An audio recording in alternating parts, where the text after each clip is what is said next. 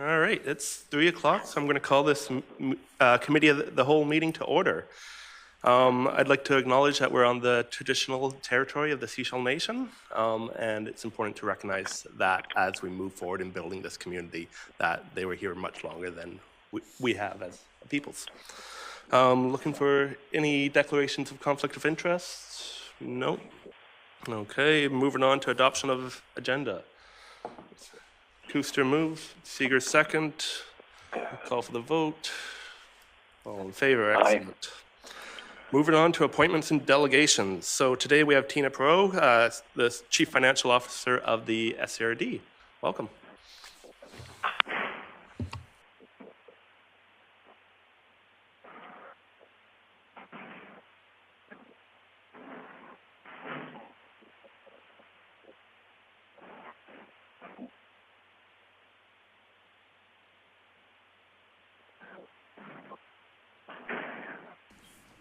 Thank you. Thank you for having me. This is probably my 10th presentation to the District of Council through budget, so some new faces, but most of you have been introduced before. My name is Tina Perot. I'm the Chief Financial Officer for the Sunshine Coast Regional District, and so we're going to be covering the budget for the Sunshine Coast Regional District because we've just concluded our round 1 budget deliberations at the start of February. So these are subsequently the results after that. So we still have our round 2 budget and of course final adoption to happen at the end of the month. So what we're going to cover today is a little bit of introduction of the Sunshine Coast Regional District. We'll talk a little bit about our financial planning process, some of the key items impacting our budget heading into the 2019 budget. We'll talk about our high-level budget figures, some of the projects that have been presented for consideration for the budget, as well as what we have to cover in round 2. We'll also take this opportunity to highlight the Sunshine Coast Regional Hospital District, because of course that's one of the separate corporate entities that the community participates in. We'll take any questions and provide some information on next steps. So, of course, the SCRD serves the entire southern Sunshine Coast. We serve over 30,000 residents at any given time. Sometimes it's very interesting to understand what the implications of summer shoulder seasons have on our community. Of course, District Sechelt is also in that boat. So we serve 3 member municipalities, the town of Gibsons, the District of Sechelt, and our Sechelt First Nation.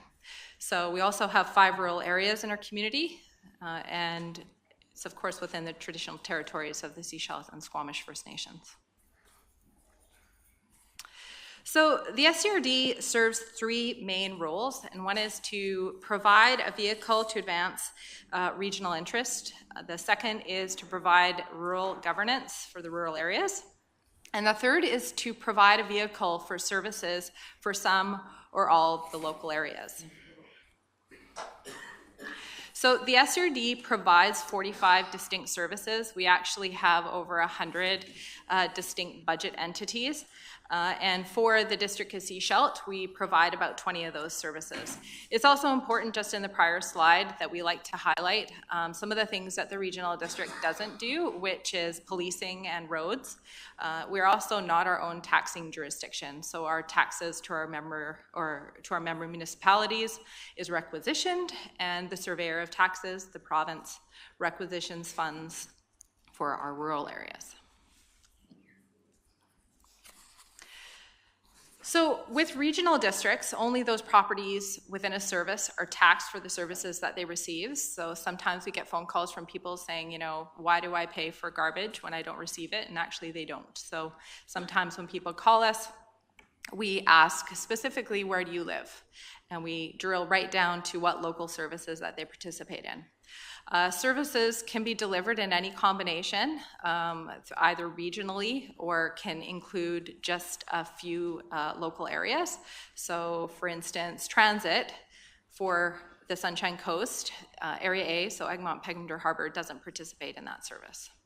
So services can also be delivered via contract or third parties. So we have a lot of examples that we don't have a specific regional function or area function, such as the Seashell Library or some of the youth funding that we provide for some of our community groups.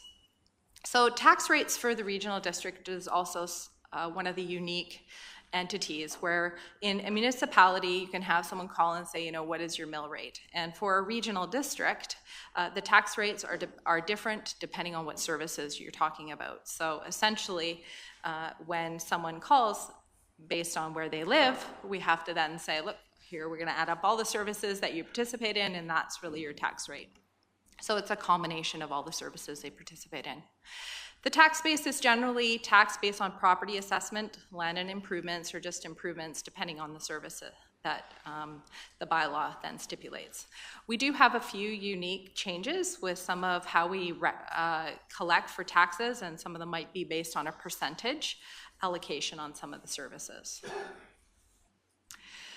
So from our financial planning process, of course, the strategic plan of a local government is generally the key guiding document. So this year, we are heading into developing our new strategic plan. So that really hasn't been the focus of moving initiatives forward for this particular budget. And so that'll be indicative of some of the projects that you'll be seeing further on in the presentation. And so really things are just highlighting on keeping service levels. So really departmental business plans are really what the focus is for this year. So for 2019, our financial planning process really starts in the fall of each year. And so, of course, it's a continuous process for, I think, most local governments. So in November, December, we have pre-budget sessions, which this particular board participated in. And the purpose of the pre-budget meetings is really to get a sense of what's being considered for the next budget. We also include an opportunity for community stakeholders and partners to come in, such as our museums, our libraries, et cetera, to come and also present what their ask is for the next year. We then do our 2 rounds of budget, which for this year is going to be February and March, with our final adoption to happen on March the 28th. We have some public presentations throughout that time, which includes something like this to our member municipalities, but it can also go right down to community groups, etc. So we also do variance reporting either on a financial basis or our project basis on a regular, every couple of months. We do financial reporting on a quarterly basis, but we do capital updates and work plan updates every couple months. And then again, it then drives back into our work planning and budget adoption for the next year. So again, just highlighting that our pre-budget process and the purpose of that, but also what happens during the months, during the budget deliberations. We have several reports that come to committee for review that really build the business case for some of the proposals coming forward. So we've just highlighted a few of the reports that have come forward here, and some of them have been presentations to council here. One would be the Fire and Emergency Services Review. We also have had reports on the groundwater investigation and our wastewater asset management, which doesn't impact the council or the district of Seashell per se, but really it just highlights that there's a lot of asset management and rate review happening at the regional district. So how do we sustainably deliver some of the services? We also did a review of our recreation capital. So some of you may recall that about in 2015, 2016, we were successful with getting ongoing capital funding for renewal and just essentially maintaining our community recreation facilities. And now we're upwards to having $740,000 funded for those facilities on an annual basis. So we also have various contract awards that have impacted our budget for this year. So again, our budget proposal criteria. So this is really just, how do we triage some of the requests that are coming forward? So one of the items is mandatory. That's one of our key focus. So if it's a safety-related item, something that has imminent asset failure, such as a roof leak, or has regulatory compliance. So it means that our Ministry of Environment is requiring that we do more testing of our water or of our solid waste. of our landfills. So those are types of examples of regulatory compliance. Those proposals that are to maintain core operations or business continuity, as we call them, are really service level decisions, and those are presented to the board for consideration. So again, we've kind of crossed off the identified and strategic plan or 5-year integrated plan, as those are legacy items from the past board, and so those haven't been for consideration for this year's budget. So the last two are low cost, high value, which means really we have proposals that have a lot of value, such as video streaming or updating our website. Not a lot of cost, but a lot of public value. And then other, which is really they don't have any, they're not identified in any plan, they're just additional requests. So some of the key items impacting the 2019 budget. So some of the items really are already loaded into the budget, and we'll talk about the assessments later in the presentation. We also have collective agreement and salary increases. So of course those are one of the highest operational costs for the regional district. So of course 2% is the increase for this year. So that does have a material impact to our budget. We also have the impacts of the new employer health tax, and of course that's the change from the provincial government's MSP transitioning to the employer health tax, and for the regional district that actually had an impact of about $144,000 of taxation for this year. So we also have, and so that will diminish, so I see a few questions in some of your faces there, so that will, as we transition, or the province program transitions, that will potentially diminish. So the taxation next year hopefully will decrease, and we'll come back to kind of where we were prior to this change with the provincial government. So just wanted to highlight that. We also have an increase in our landfill post-closure liability funding. So I know that's kind of a mouthful, but we have a requirement legislatively to ensure that when we need to close the Seashell landfill, and there's various stages in doing that, that we have to ensure that we have the funding available to do that. So currently in our financial statements, that's over a $5 million liability. We know that we have 7 to 8 years left in our landfill. We actually are just awaiting the letter from our engineers on what the lifespan is based on the airspace. And so we made a decision, or presented to the board for consideration last year. We were actually underfunded by about $800,000 a year. And so we're going to be incrementally increasing that funding by about $125,000 over the next 5 years. Last year was the first year, so there's an additional $125,000 this year. And that's funded through taxation. So we, again, have several operational contracts that have increased. So where we used to pay, $100,000 for something, we're seeing some increases based on inflation, et cetera, that have had some impacts. We also have some increases for our BC Transit annual operating agreement. We presented that to the board in draft. Of course, with BC Transit, their timing is a little bit different than our fiscal financial, which is their March 31st year end, or December 31st. So that's going to be coming for final approval in April. So again, we have several projects that are a work in progress. We call them our carry forward projects. Those projects have been funded in prior years, and they're included in the financial plan but don't have any financial implications. If there's any change in those particular projects, they're either removed from the financial plan, or if they don't have any funding, they do come forward for future consideration. So it's not just automatically put in there. So BC assessment impacts. So why do we talk about BC assessment impacts? Because they really, in a regional district model, impact how things are apportioned amongst the service participants. So overall assessments on the Sunshine Coast have increased over 12% over 2018. And so for those of you who've kept up with this information, have known that, in 2016, we saw over a 20% increase, and last year we saw over a 16%. So cumulatively, we've seen a lot of changes in assessments to the community. So our converted assessed values have also increased 12.3%. And again, why do we highlight that? Because that's really the property classes and the metrics with which how the taxes are calculated. So essentially, again, why do we impact this? So non-market changes is related to growth. So increases generally speaking, so this is just the Sunshine Coast as a whole, due to assessed values have increased 1.5%.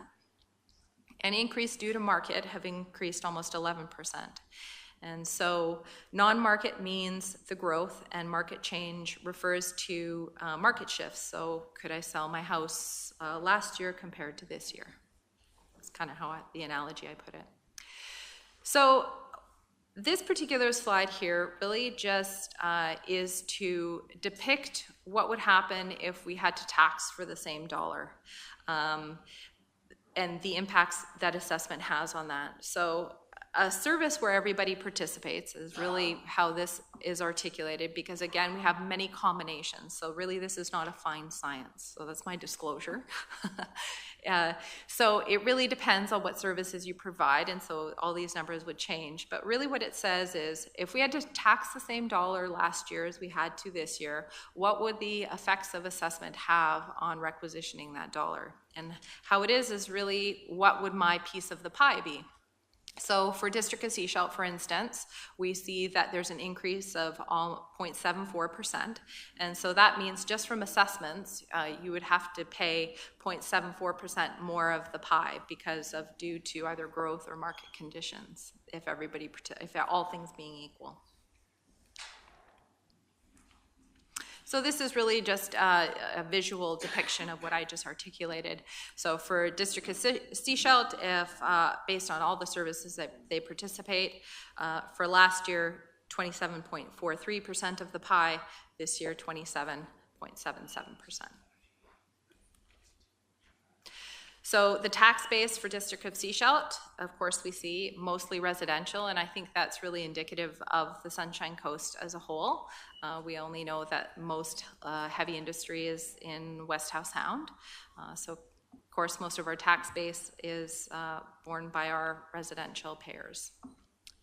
So our budget figures for 2019, the regional district at the end of round one is estimating about a $54 million budget.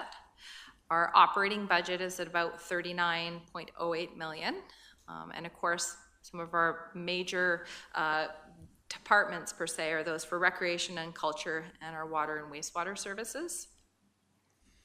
Our capital budget is estimated at 4.96, and it's important to understand that our capital budget also includes those carry forward or work in progress projects that we had in those prior years.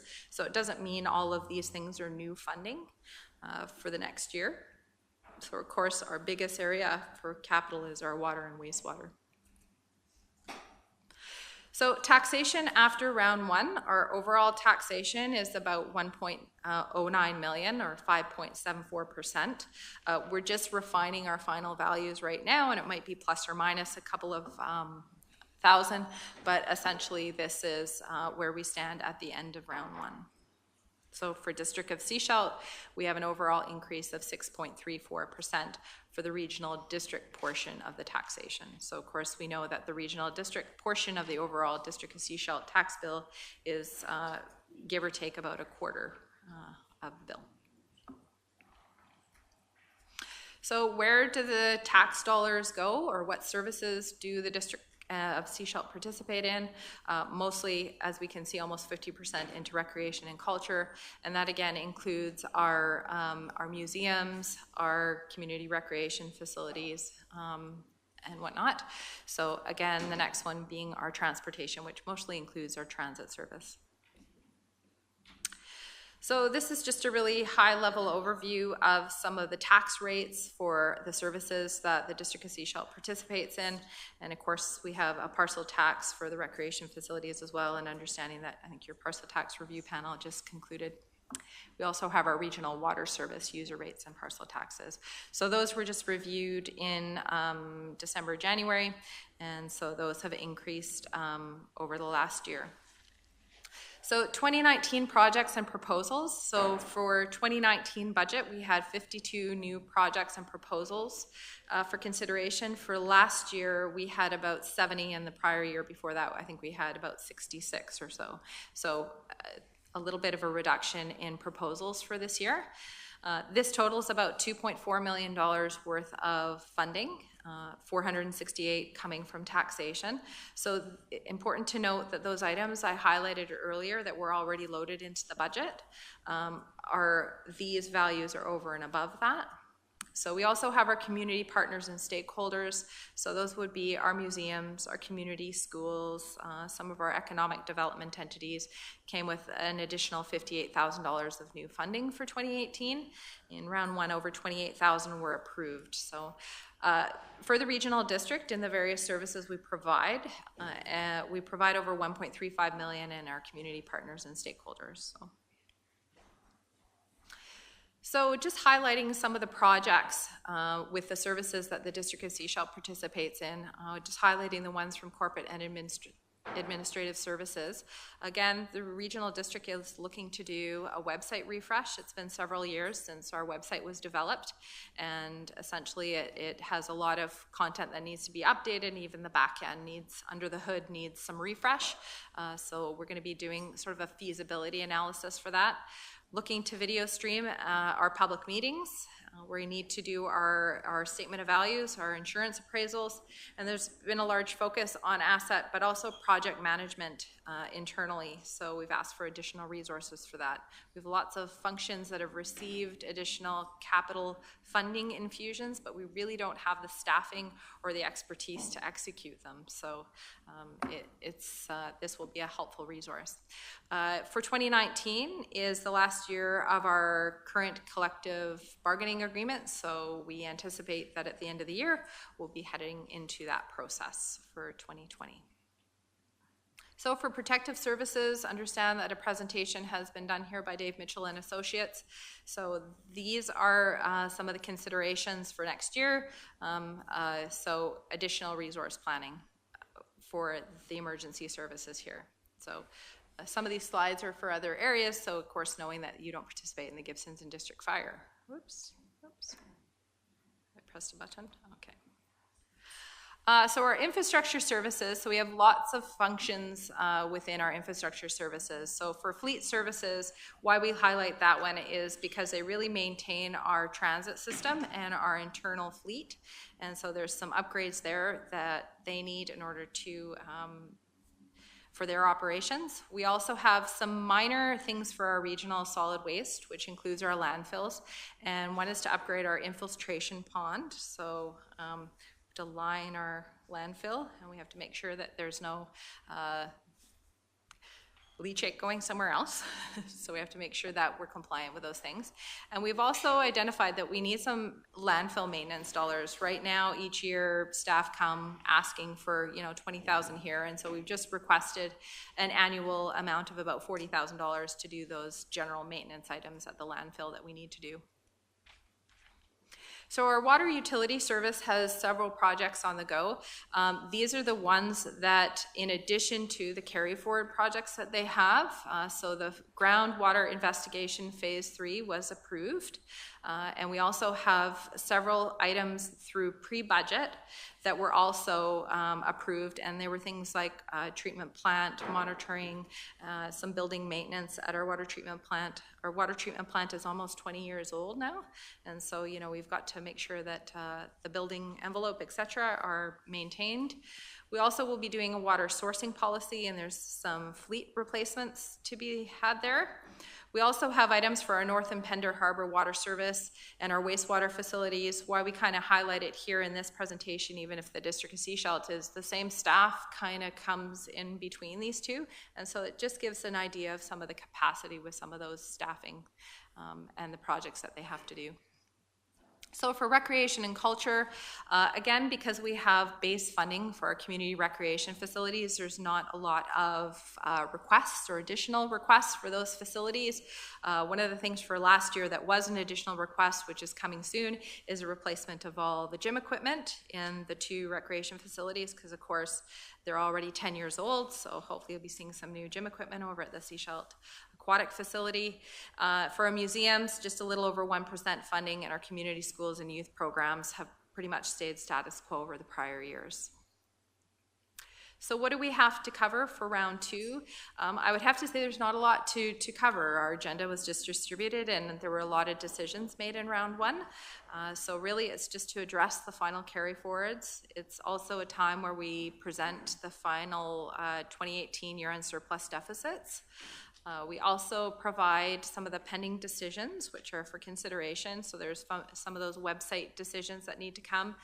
Protective and emergency services still need to be decided, as well as how we're going to replace some of our equipment in our fleet. You know, whether or not we're going to replace our forklift with an electric or a gas-powered one. And we also have some items for regional water. And some of these items have also been supported with some staff reports in February. So our community partners and stakeholders, we have our Sechelt Public Library that we need to decide on how the funding is going to be. So a funding apportionment report, very similar to what my counterpart, Mr. Stewart, has provided. We are providing a report to tomorrow's corporate and administrative services on some apportionment models. So it's speaking from staff, it's not an easy exercise to go because there's lots of different options. So we'll see where that goes. We also need to finalize our rural grants and aids and economic development functions for our rural areas. So all of that will hopefully lead us to finalizing our budget in preparation for our budget bylaw for March 28th. So lastly, our Sunshine Coast Regional Hospital District. So the provisional budget was approved on in October of 2018, and that's a requirement of the Hospital District Act, as we have to adopt a provisional budget where we don't have to do that for the regional district. That particular final budget is scheduled to come for approval on March 28th as well. So with the conclusion of the expansion and the renovation project, there's really not a lot within the regional hospital district. So of course the community funded over $15.9 million of that particular project. So very, very considerable project that the community has participated in. We continue to commit to funding $240,000 towards minor equipment for the hospital. Important to note that I think with the concentration of the expansion and renovation, that we have built up a pot of money that they are also working and have provided the board with a plan of how they're gonna, what equipment they're gonna buy with those funds. So they're focusing on that. We also have a couple of other projects, or closed loop medication. I understand that some of these projects are almost finished at the hospital. So taxation for this year are about the same as they were last year. So we just have to finalize those budgets for the 28th as well. So that concludes our presentation, and I just wanted to highlight that this year, based on some feedback in the past, staff have provided or put together a draft financial plan document. So it includes a little bit of the guiding documents that we used to provide in the past, as well as the detailed financials for all the services we participate. So encourage you to look at that, and I'll take any questions. Thank you. Any questions from council?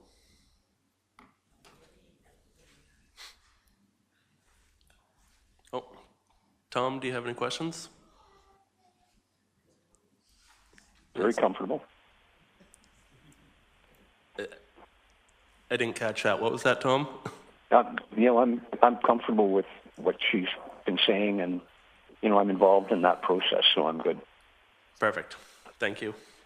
Anyone else? Okay, I'll thank Ms. Perot for coming in and presenting to us, and we'll move on. We have no new business, so moving on to 5.1, Evolve Comprehensive Development Rezoning Application. So I'm looking for someone to move receipt of a report. Seegers, Alton, or Toth seconding. All in favor? Aye. Excellent. And from Mr. Hall, I believe.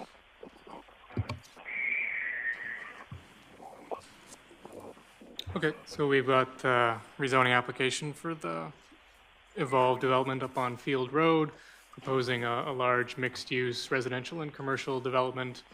You know, we're trying to keep the application moving forward and preparing the report so that we can kind of move forward with developing the zoning amendment bylaws and bring that back to council at a future date. And basically kind of summarizing all the sort of referral, APC, engineering, and other comments that have kind of gone into this, and coming up with a number of conditions. I will note that we're proposing a change to some of the conditions. I guess it would be 3E, looking at proposing to remove the requirement to remove the stormwater infrastructure. At the moment, I still need to hear back from the Agricultural Land Commission regarding their covenant and their issue there, just to make sure that they're okay with that stormwater infrastructure being in place, that if they are satisfied that it doesn't violate the terms of their covenant, then that's fine, we can move forward with that. But given sort of the age of the covenant and sometimes what happens with older ALC documents, the wording isn't perfect and they might actually mean a lot more than what it actually says. So it might say roads, but actually mean infrastructure pieces too. So we need clarification from the ALC on that. Because if they come back and say, no, that infrastructure has to be removed, then that's going to be a big issue to deal with. But if they come back and say that's not an issue, then we can just move forward with the buffering piece. And then as part of that, we'd look at adding an additional condition just to require, before public hearing, to have a basic stormwater management plan prepared, just to kind of outline the two options. One, assuming all the existing infrastructure for stormwater can remain in place, what it needs to happen there to make sure that if it needs to be brought up to spec, that it can function properly and address all the purpose of managing the stormwater on site. And the second option being, if that northern piece had to be removed, how would that change things? How could they adapt the system, and would that necessitate major changes to the site layout, which could impact the proposed rezoning? So just a basic outline of, can the existing infrastructure be made to work given that its age and quality, and what would happen if that portion had to be removed? So that's what we would propose for that. And then otherwise, going through, you'll see the proposal talks about 175 residential units in a couple different forms, and then the 9,900 square meters of commercial floor area. Again, looking at a mix of different commercial uses. You can see over time, sort of the existing zoning that's currently there was based on a previous proposal that was looking at much larger format commercial uses. This is looking at something a little bit smaller than that, but again, trying to look at uses that would not fit downtown but could be sited out further, that would either complement or be better suited out there. So if there's no further questions. Okay, before we go to questions, I noticed that the proponents are in the audience, and if they would like to provide a couple brief comments, I would welcome that. So, just up to 3 minutes at the mic. Yes, please. 3 minutes. Do you take questions? Is there anything you'd like to comment on before we go to questions? There's a few items in there that I want to be careful about. Number one, the field road reconstruction, because that road was originally a logging road. We've already conducted what's called a Benkelman beam test, which we measure the rebound in the road, and it failed. And because it failed, I just want to be careful we don't box ourselves into a situation where that has to be built back to a multi-million-dollar road. And Sanaf and Darwin and I had discussed potentially about the district and ourselves doing a study to determine what actually needs to happen and what the expense is going to be and how we would construct that going forward. The idea here is to obviously make this affordable for our community. I'm not looking to build $1 million townhomes. We're trying to come to market at a good point. And we've secured the sewer connection with the Indian Band at a decent, it's a very good expense. It's a 7-figure expense, along with the connections and stuff that need to be done. So if we need to rebuild Field Road and we need to do a bunch of changes to stuff that's already existing, et cetera, it takes away that affordable component. So I want to be cognitive of that going forward, that we are all aware that the idea here is to enhance our community, not create something that's not going to, move the community forward with affordable housing, workforce housing, rental units, et cetera, et cetera. So there's just a few items that are in there. I just want to make sure we don't adopt today where they're set in stone, because I feel that they could be very difficult to overcome if they are taken as set in stone today. Great.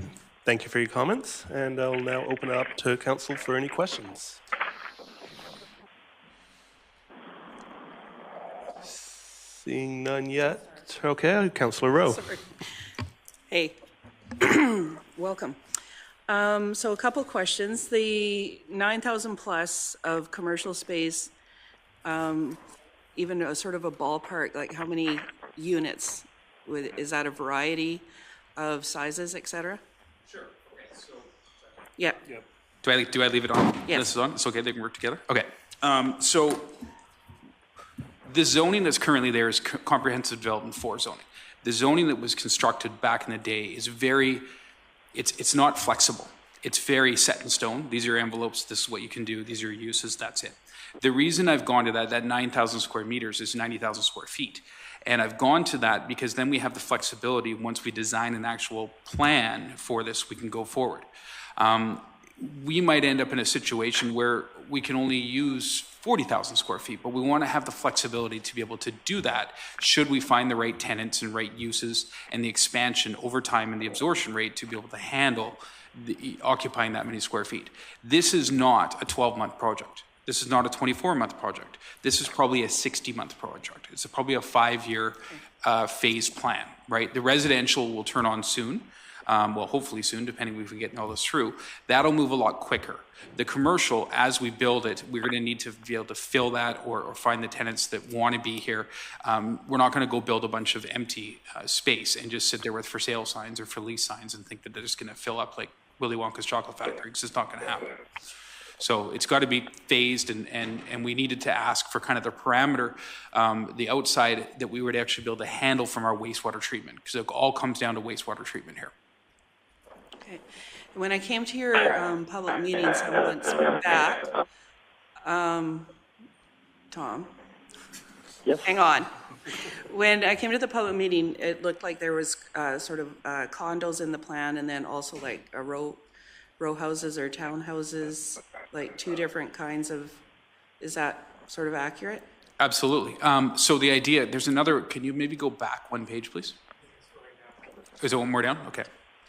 There you go. So okay. This is super rudimentary. Do not take these buildings. This is just, we threw this in here 2-dimensionally just to see what would make sense.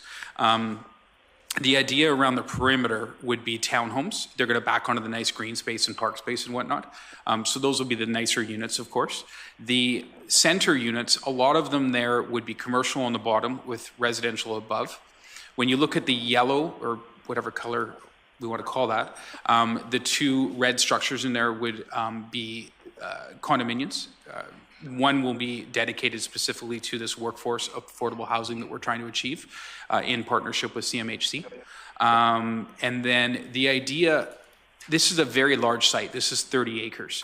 Of the 30 acres, there's a lot of parkland that's going to come in because of Hootson Creek, but it still leaves around 20 acres of usable area.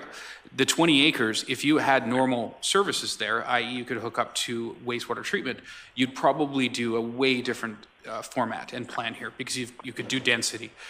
In this situation, 200 cubic meters is not that much. It translates to the 175 residential units with up to 90,000 square feet of commercial, depending on what the use is. If we go and put in, you know, we like to refer to the 101 in Gibson's, you put the 102 here, for example, that actually uses a lot of water, so it would reduce the amount of square footage you could do.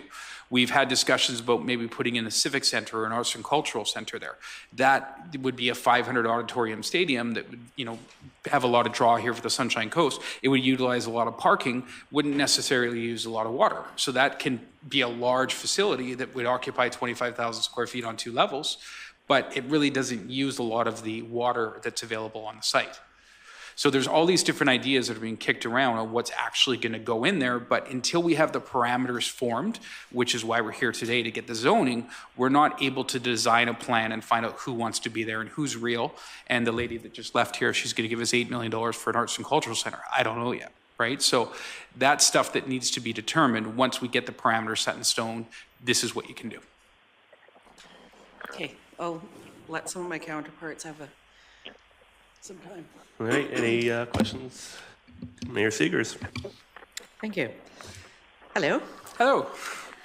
So you're putting in a sewer line. Sorry. Who's going to own the sewer line? You guys are going to end up owning the sewer line. Okay. So if we own it, but you have an agreement with the Shishalt Nation. Right. So we're doing a agreement with the Seashell Nation where we connect, and then at the end of the day, we've gone back and forth on this, Darwin and Sanath and I think it was a determination that we would dedicate the sewer line to yourselves. We are, as a community amenity, going to run a dry line in tandem with ours, so that when you do bring your sewer connection to service the rest of Field Road, you won't have to interrupt the highway again, because we'll run a line that's dry beside our wet line. So I believe that because we decided we're going to do that, we're going to turn over the ownership to you guys.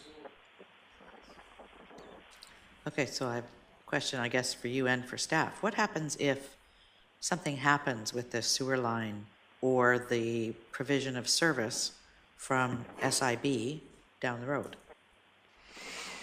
Well, SIB, there's a new sewer treatment plant being built that's going to service their entire waterfront community, along with the new trellis development that's coming in and the other compartments that are going in.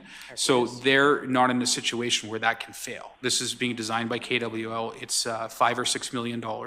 They already have an existing sewer treatment plant that's been operational since, I want to say, the 1990s. They're provisioned and they're being paid and set up, and there'll be contingencies that they'll be able to maintain and manage that plant. It is state of the art. The water that discharges through the outflow will actually be cleaner than the ocean water that it's going into. As far as the sewer lines failing, I mean, really then anything could fail around here, because it's going to be built to standards that are, engineered and required for, construction on the planet Earth. So, I mean, aside from an earthquake or I don't think we're going to get any sinkholes over there. Maybe it's too soon for that. But I don't think we're going to have any problems. We're running 400 meters. Okay. I still have questions, but I think we can work those out with inside of servicing and... Right. And I mean, the sewer that's coming down from Havies Road that's already approved and going to happen, it's the same company that's engineering ours. It's Uric from the KWL. So I don't think that would be an issue. And I mean, at the end of the day, your engineers and our engineers are going to agree on what has to happen. Nobody needs to cut any corners. It's 400 meters. We're not trying to go from here to Gibson's. Mm-hmm. Yeah, I understand. Councillor Toth. Thank you. We've got the map up, so this is perfect. The bottom left-hand corner is a chunk of property that's designated for commercial on the other side of a walking path right-of-way. What's the plan with that space of commercial land? Director Hall. Yeah, so that plan shows it as a potential commercial area. It's currently part of the existing park zone. So we would generally, from the district side, see that as just remaining within the park zone as part of the whole parkland dedication. It's kind of an odd little chunk. I think the properties on either side down there are either commercial or residential. Commercial on the one side and... That's the new U-Brew right there, so in behind. Yeah. So the reason that's there, just so you know, is the IGA corner, like the IGA mall. There's actually an old logging road that is that piece, and it connects to the IGA mall. So there's a right of way that goes all the way behind the other homes that are there. Very strange. Any other questions from council? Okay, I think I'll go. Question for staff. Is there a plan for sewer in this area? Specifically, could this development ever be transferred over to being serviced by Seashelt? Is that possibility? Has it been planned? Has it been discussed? We are currently looking at that potential. We're having studies being done in that area, and eventually, hopefully, we can get sewer out to that area. That's why the dry line in front.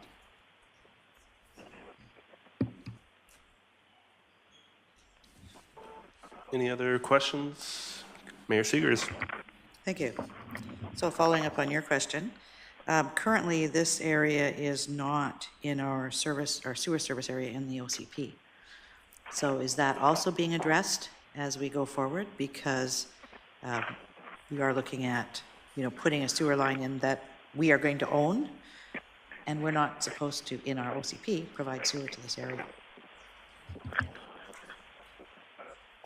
Yeah, I mean, I guess that probably falls under the larger growth management issues. So that's something, following up from the meeting a couple weeks ago about getting direction from council on that very issue, looking at in the OCP and the zoning bylaw, the growth management issues, the designations for the urban containment boundary, the sewer service areas, kind of looking at what they are now, trying to align them, perhaps change the boundaries, limit them in certain areas, and kind of bring them more into alignment with what makes sense and focus in on key priority areas first versus the way it is currently, where it's kind of covering 2/3 of the district. Okay. I'm going to ask a follow-up question on that regarding growth management. This is one of the larger unoccupied, undeveloped industrial commercial lands available in Seashilt. Have we done an assessment of other industrial lands that are available for large-scale development, like this one would be under the previous zoning?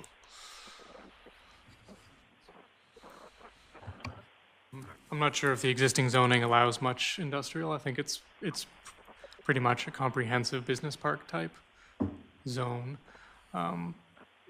So this rezoning kind of scales back some of the commercial uses from what's previously been zoned there in terms of industrial lands. I'm not sure if there's been any recent sort of industrial land assessment, but that's something we'd be looking at as part of the zoning bylaw review, and the OCP update is, existing industrial zoned areas, because we've been getting a number of applications over the years to try to change some of those industrial zone lands into new commercial residential lands, and trying to balance off ensuring that we still have industrial lands available and are not sacrificing them to other things. But yeah, I'm not aware of any new or recent studies.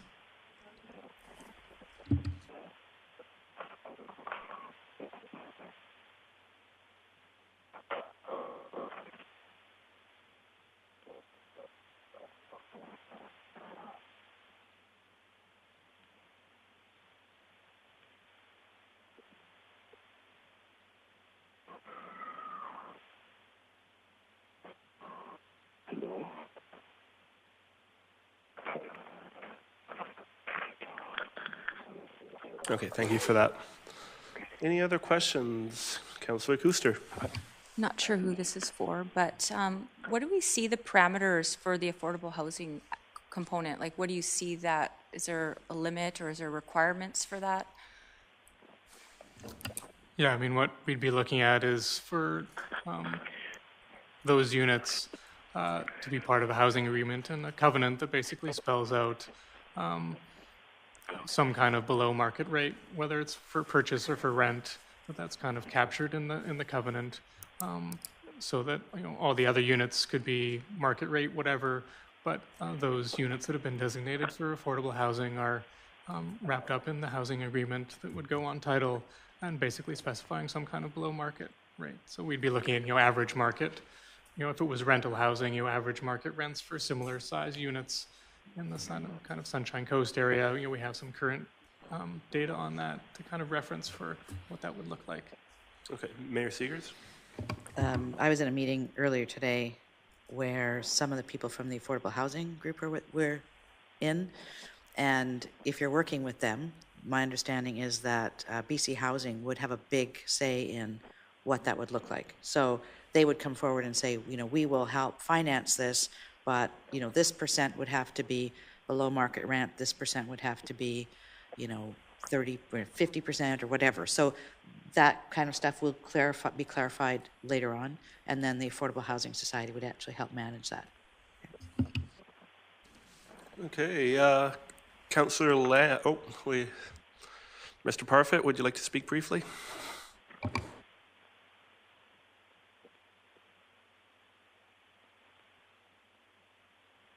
Do you turn on your mic? Forgot about that. No, I'd just like to have some clarification on the process here. Recommendation 3 says the council consider the following conditions of the rezoning application to be met prior to adoption. A is field road development. B is intersection development at Highway 101 and Field Road. C is affordable housing. D, parkland dedication. I guess I'm just asking about A, B, and D. And in my experience, these are normally conditions of subdivision and not zoning. And it means that I guess that the proponent here will have to undertake an amount of work fairly hastily with respect to the construction, or at least the design drawings for Field Road and the highway intersection if it's required, and parkland dedication. And parkland dedication is normally, well, it's not normally, it's a statutory requirement of subdivision, not of zoning. And the way this reads, we'd have to go in there, survey that out, dedicate it to the district as a condition of zoning and not of subdivision. So when we go to subdivide the property into the units that you've seen in the support documentation, it means going back and resurveying. So I'd just like clarification on that. And if there's I really request that these items be made conditions of subdivision and not the zoning bylaw amendment. Does staff have a response to that?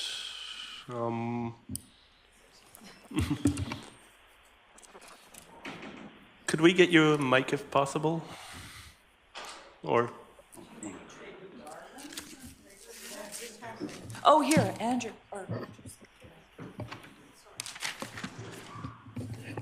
Sorry, I was hoping to hide. Ms. Corbett. Shouldn't have asked that question. So to clarify, in terms of some elements of it, they often are done at subdivision. But in the case where there is a rezoning, there are a couple of things that we need to ascertain before there's actually approval and transfer of development rights. And that's one, whether it can actually work and whether there's sufficient capacity. The amount and location of the parkland determines a lot around how this site works. So it's, while often it does come into subdivision, there are elements in here that really prove the feasibility of the site, and that's why they're included as part of a rezoning. All right, thank you. Councillor Lamb, any questions? Yeah, I was just wondering, like the dry sewer main that they're talking about. Is it going to run? It's going to run across the highway, but is it going to run right up to your property, right up to this site? If you could speak to the mic, he can't hear you. I believe it's going to go to the north end of the property, if I'm not mistaken. Okay. Actually, that's great. sorry. Ian, is it the south end? It's where the connection is. It'll be where the connection hits our land, because we're not going to obviously go into the highway or into the road beyond where we need to. But it will go all the way underneath the highway to the actual... Did we decide we're going to the plant? I think that there's a bit of the feasibility study as far as what's going to happen for the Wilson Creek, Selma Park area. I think that's going to determine where that actually ends. Yeah, as long as it crosses the highway, that's the most important part. Right. Okay. And then just like for myself, like if this proposal does go ahead, I like the project. I think it's awesome, and I would like to see Field Road developed, I guess, right up to that site or however far along their site they have to go.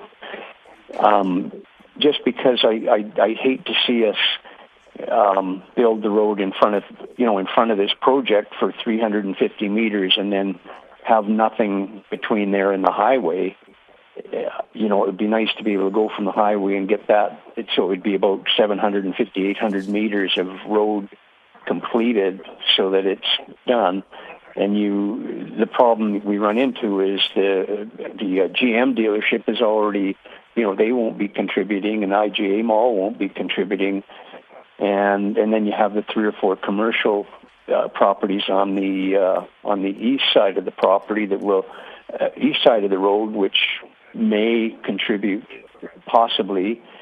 But then on the west side, you have all the residential properties that, there's very little potential for them to contribute. So the district of Sechelt would be on the hook for for a good, a substantial amount of money here to upgrade that road. And if we did, like, if this development does go ahead, it would be nice to see the road developed properly to as far as it has to go. That's my only comment. I think from what I understand, this is a DCC eligible upgrade, so I think that there is going to be. Doug's shaking his head at me. I think because we're urban arterial, correct? So I think it is. So I think that's stuff we've talked about. Tom, are you in Hawaii or Mexico or something, or what's going on? You're in Mexico? Nice. I'm on my way home. You're on your way home? Oh. I'm in Mexico. I'm doing a traffic study down here on the highway, actually. I'm sure. Ask them how their sewers are going. So just to get back on track, could staff clarify the extent of the work being done on Field Road and the funding source for that work?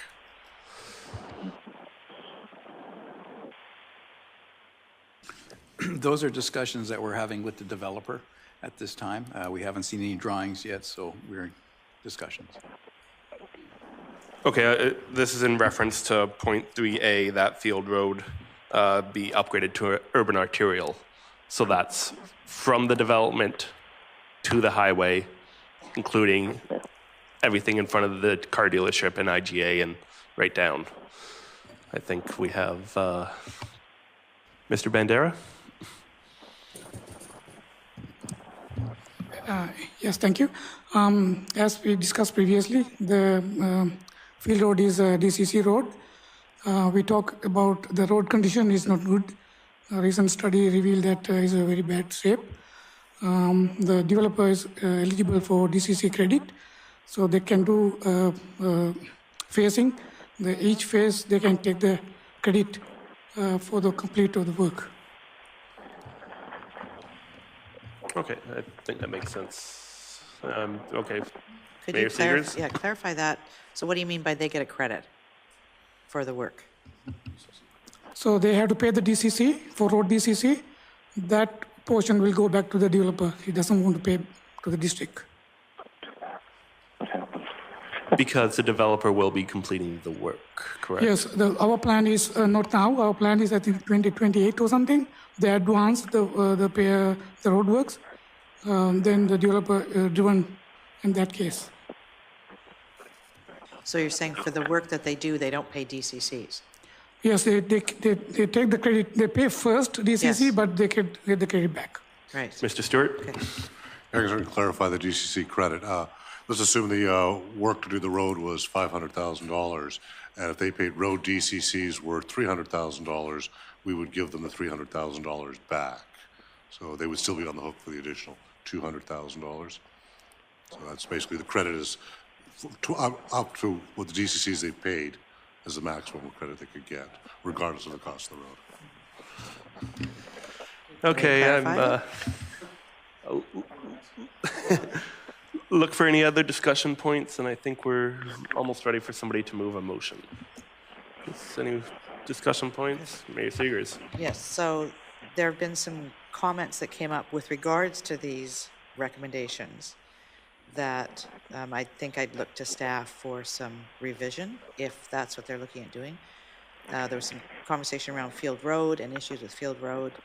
And then E, the last part, we don't know what that needs to be at this point, and so I don't know if what we've got in front of us is accurate. And then there was something about a basic stormwater management plan. Could you turn on your mic, please? We could propose that for E, you could delete everything after the ALC specifications, so and that the utility infrastructure be removed, piece, and then add on, I guess, what would be F, but that would be not, in terms of timeline, the stormwater management plan would be something we'd look to have before the public hearing, just to basically outline if the existing stormwater infrastructure can be brought up to spec, or that it meets the current specifications given its age, that it can handle managing the stormwater on site. And the second option being if that northern portion had to be removed, how would things change? Now, maybe in between time, hopefully in the next little while, we'll have a definitive answer back from the ALC on the covenant piece and can clarify moving forward whether or not there need to be any changes there. But I think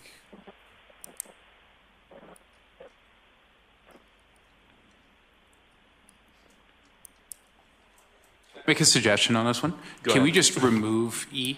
Because I was out on the site earlier and I don't think we have any sort of issues. I went and measured out. And I think that it's just an overstatement. The staff and my engineers are scheduled to be on the site at 2:30 on Monday. And I think once everybody's out there and actually sees what they're looking at, I don't think that there's going to be an issue here. We're definitely outside of the 10-meter setback. It may be prudent to, Mr. Frank.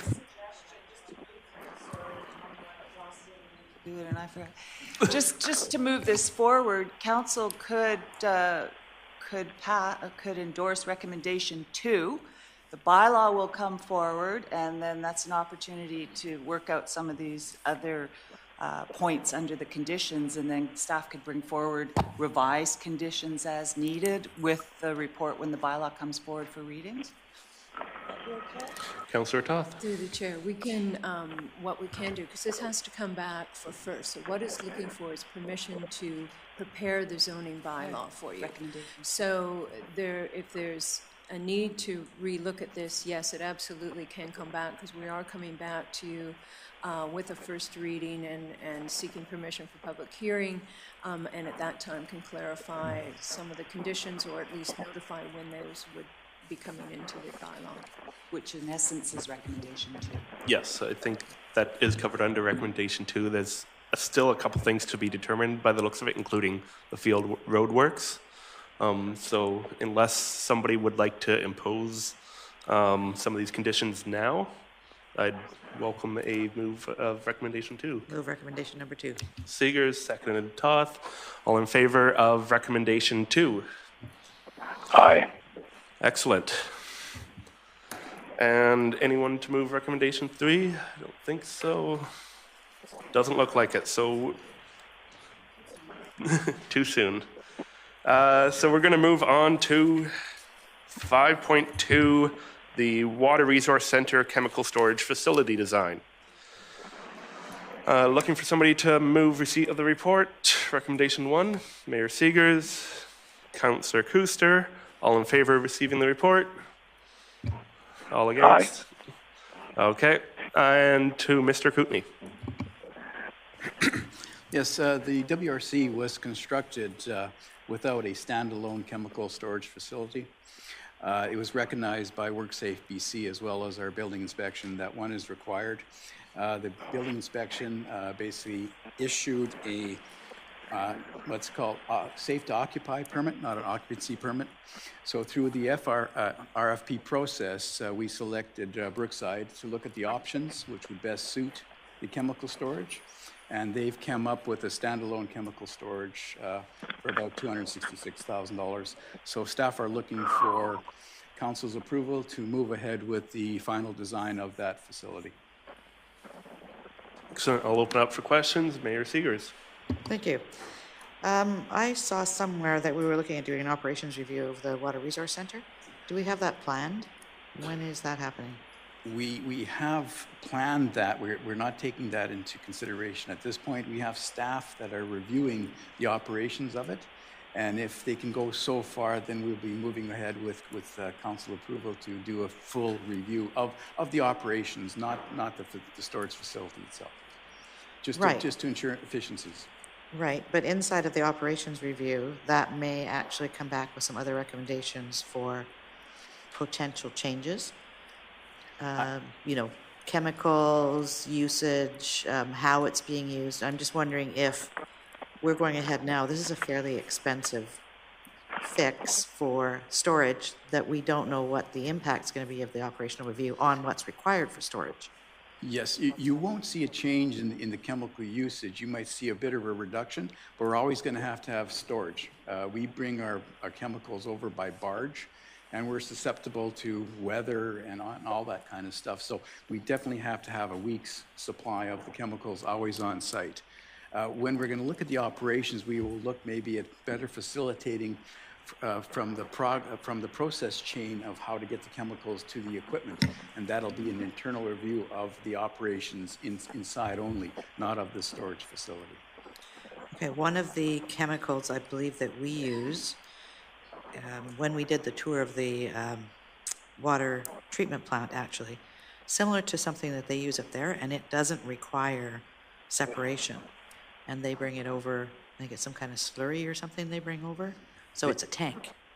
It doesn't have to be separated. Yeah, all the chemicals are brought in totes. I believe they're 1,200-liter totes. And then they're mixed, and again, when they're put in production, then they're fed into the process.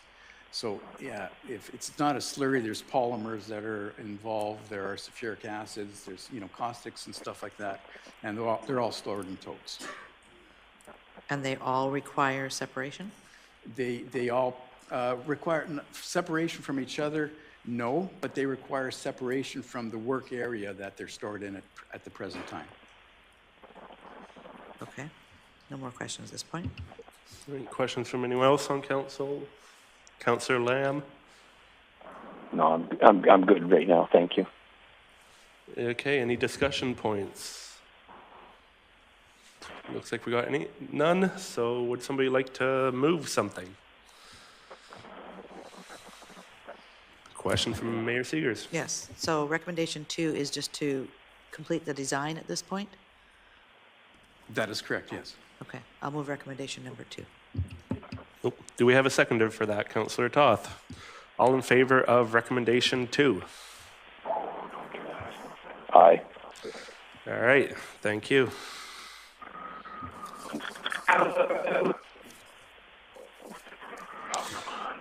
Moving on to 5.3, development action chart. Would the Director of Planning and Development like to speak to this? I would just say that there are some elements in it, because this was intended to be on a previous council meeting. There are some updates that will reflect in the next one. But if there's any questions, happy to take them. Thank you. Okay, we just skipped a piece. Would somebody like to move receipt of this report? Mayor Seegers, Councillor Toth, all in favor? Aye. Thank you. We'll move to questions now on the development action chart. Any questions from council? And Tom?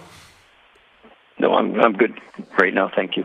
Okay, I'll just briefly say then, thank you for the update. Looking forward to seeing more of these as development moves forward in Sechelt. Moving on to 5.4. 2019 to 2023 financial plan public input. So page 57. Looking for somebody to move recommendation 1, receipt of the report. Councillor Toth, Councillor Kuster, all in favor? Aye. Thank you, and I'll go to the Mr. Stewart. Thank you, Mr. Chairman. So this report is really for the committee's information only. It provides a list of the questions and answers provided at the public input session we held in January, and also the numerous emails, letters, and comments made through the website that have been received, primarily for council for your consideration and understanding of the public's concerns as you get into the budget deliberations. Any questions regarding anything contained within the report? Councillor Lamb. No, I'm comfortable, thank you. Excellent. So I believe that will move us on to 5.5, capital plan but deliberations.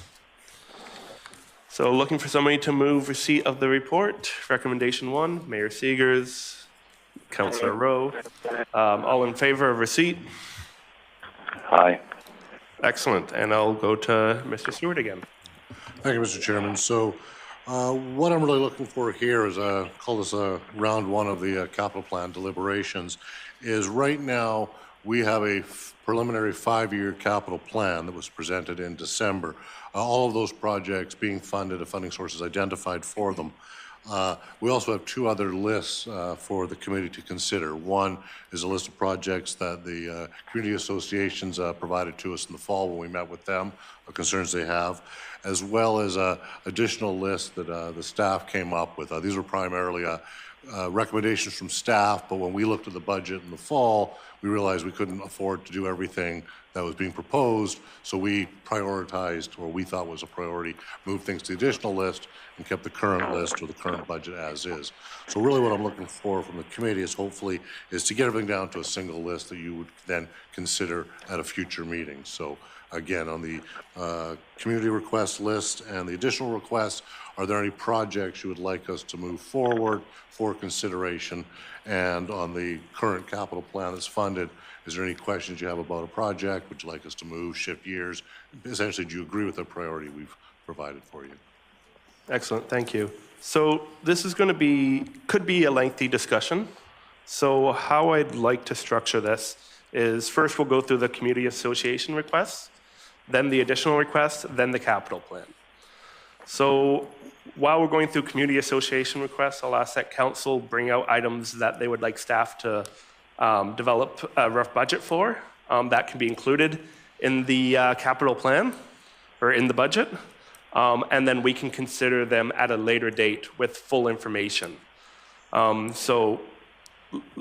If we don't mention it here, these items will not continue on into the budget. So I'd encourage council to bring up any items they would like to see continue.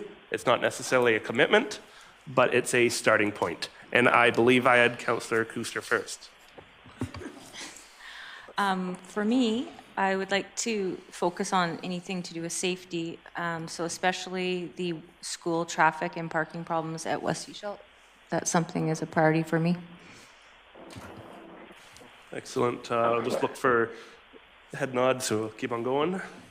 Councillor, I don't think we need full votes on any of this unless somebody does feel strongly about not including any of these ones that we mentioned.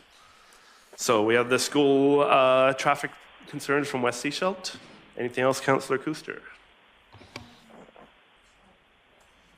Okay, I had Councillor Toth next. Thank you. Tillicum Bay, blind corner signs, West Seashell, no exit sign, Sandy Hook, slow down signs and deer crossing signs. Road signs are cheap. If it improves safety, I think we should be looking at them quickly. Excellent. We'll get those added. Anything else? I would be interested in seeing what costs on radar speed boards look like. Whether we go forward with that, I don't know, but I would like to at least see what these things look like. So. Okay, I do have a concern with that one. Why this location above any other locations? We don't have speed boards anywhere in the district of Seashell. The Seashell Inlet Road, I believe, without seeing the full letter that the community association sent in, I suspect that this is the 3-lane stretch through the industrial area. And it's a bit like the Indianapolis Speedway through there. And so I don't know if they picked this specific area because it's an easy place to speed. But yeah, that's my understanding. Okay, I'm going to put this one to a quick vote for just the speed board from the East Porpoise Bay, yes. So again, this is just asking staff to look into it. It's not a full commitment at this time. Mayor Seegers. So a question on that, are you looking at something that's permanent there, or are you looking at using the equipment that we have in-house to actually do some spot checking? Now, I believe spot checking has been done on Seashell Inlet Road in that area with the equipment that we have. But Councillor Toth, would you like to speak to that? No, I meant permanent boards. They're used in other communities all over the place in areas that are of concern. And I know that this particular stretch is one of concern from the neighborhood, so, yeah. Okay, so I'm gonna put this to a vote. Would we like, or do we have? Okay, Councillor Rowe seconds. And we're voting on a motion to forward the speed signs on Seashell Inlet Road to the next round of budget discussions. For pricing, yeah. Okay, all in favor? Aye. All opposed? And that passes, so that will be included. Moving on, I believe we were on Councillor Toth. Anything else you'd like to see included? That's it for me for now. Okay, I had Mayor Seegers next. Got all mine already, thanks. Stole my number right into my list.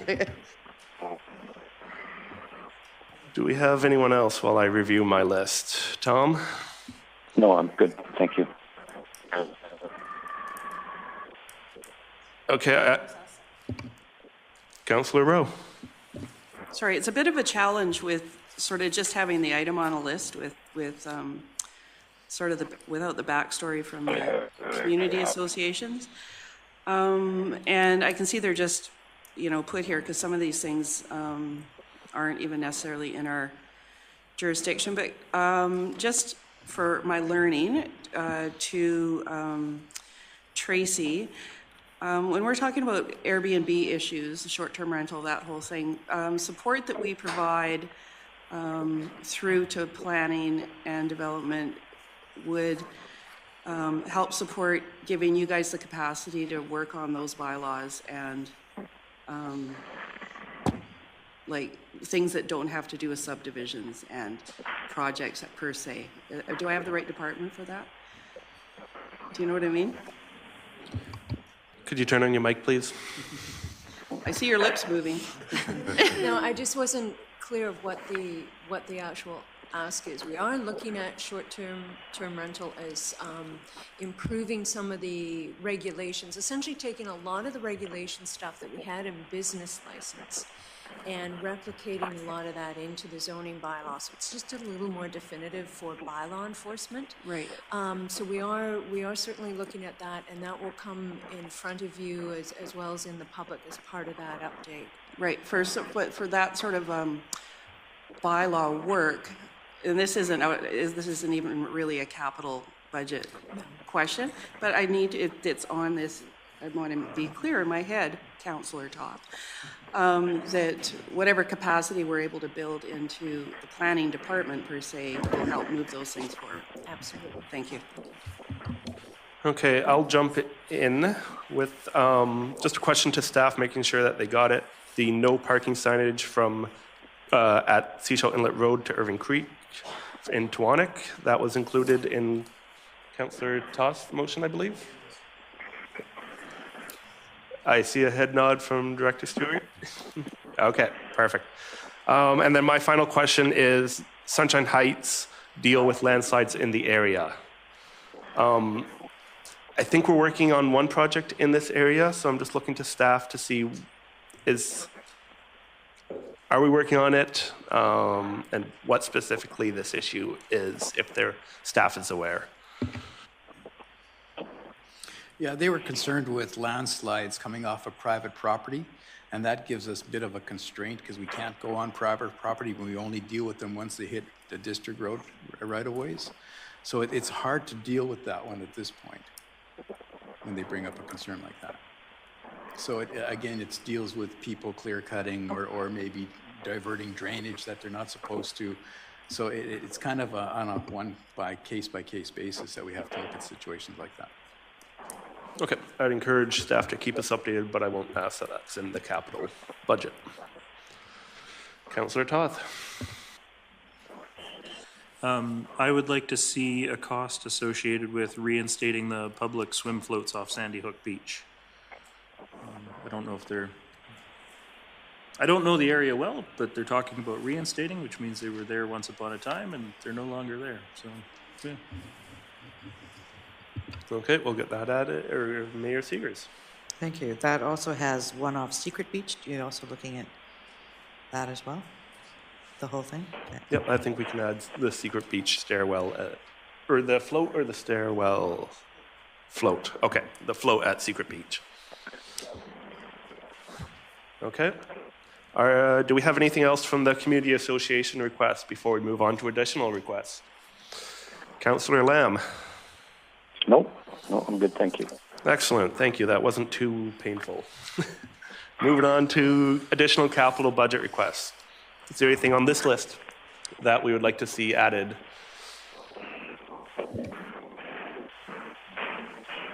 Mayor Seegers.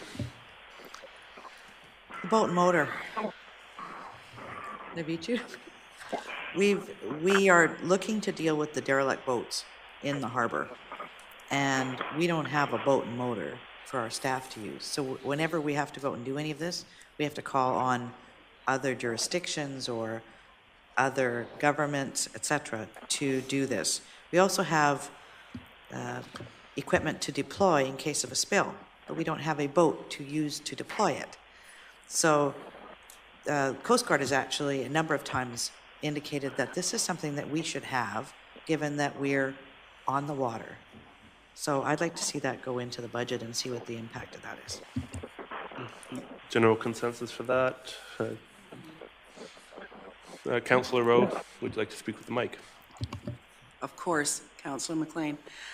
Would we not, if we're going to look at replacing floats and the boat get used for bringing them in and taking them out?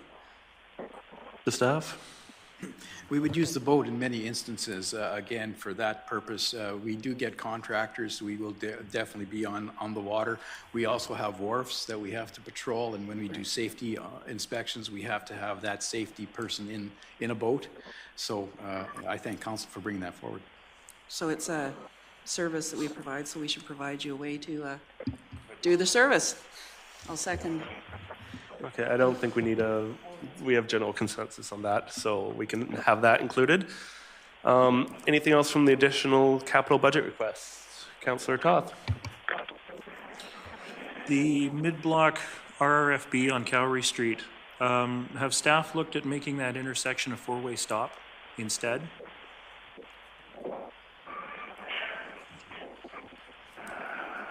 Indeed. I mean, that's a very cheap solution, 4 signs and some advertising, and it's done. Indeed. Just for my personal clarification, can we confirm which location we're talking about? Okay. Cowrie and Ocean. Okay, thank you. Sorry, yeah, it was one that's come up a couple times, and I know that it was talked about with the Green Court project as well. I'd like to see us try a four-way stop there, because I think it's a lot cheaper than putting in lights. Okay, since this is not an item included on the budget, I'm going to call for a vote on that one. So I see it moved by Councillor Toth for four-way stop signs. Okay, seconded by Councillor Kuster. All in favor for four-way stop signs at Ocean and Cowrie? May I just have clarification that you would like this in the budget item? I mean, or would you like staff to just do this? It's not going to cost us so much money to do. Councillor Toth, it's your motion. I mean, if staff don't feel it's going to cost much, then let's do it. Let's try that first before we commit $70,000. We could have that up in a couple days. Okay, I'll make that motion, sure. Okay, so we're clear. The motion is to install four-way stops at Ocean and Cowrie as soon as possible. Do we have a seconder on that? Okay, so seconder is Kuster, and discussion, Mayor Seegers. Thank you. I think we also need to look at communication around that, or we'll have people blowing through that stop signs. So, yeah, we need to work with that piece as well. So a couple of days sounds really good, but let's make sure we communicate that to the public.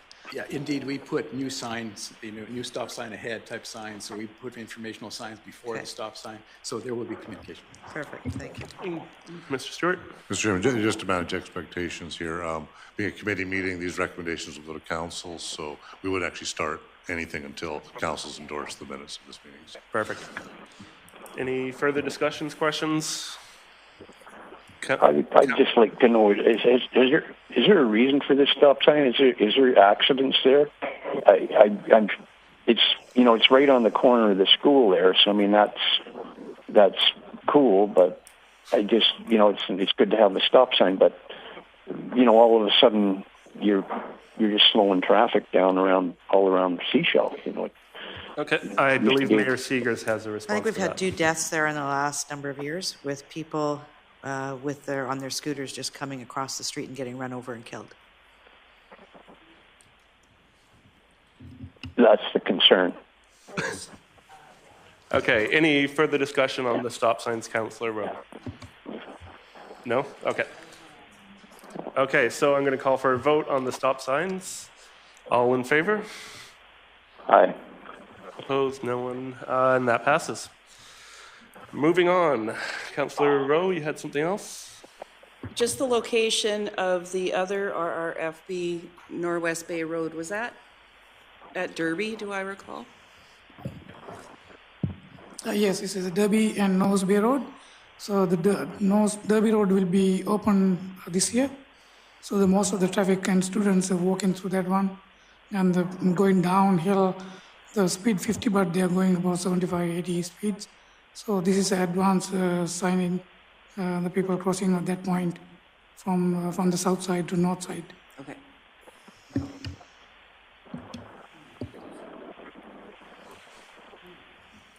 Is there any other comments on the additional budget requests?